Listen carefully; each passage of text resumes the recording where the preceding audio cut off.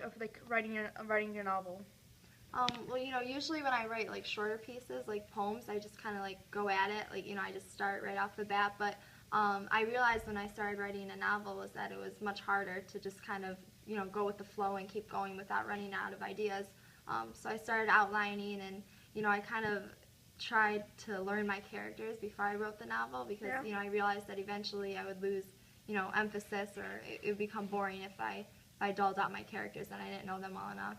So I learned who they were. I kind of put myself in the mood. I played certain music that kind of put myself in that time period. Just to get myself kind of totally engulfed in this culture, that I designed or whatever. And so yeah, and then like every night I kind of devoted like a couple hours and stuff to write, a few chapters, so I didn't write too long of a time and rush through things, and I didn't also just focus on one thing. So I spent like a good amount of time each night.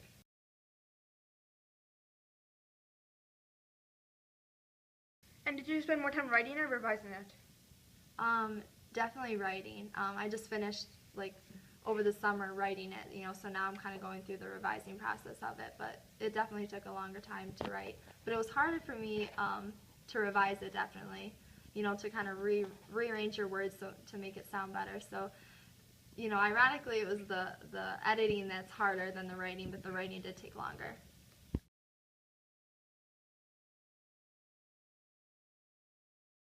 How allow authors to discourage people from getting published at a young age?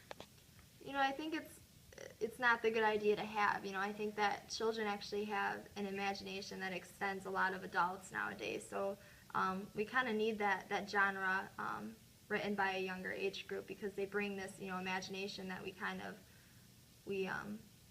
go away from as we get older. And another thing is, it's important to emphasize on the fact that it's hard to get published and that it'll take many tries, just so that after their first failure they won't stop.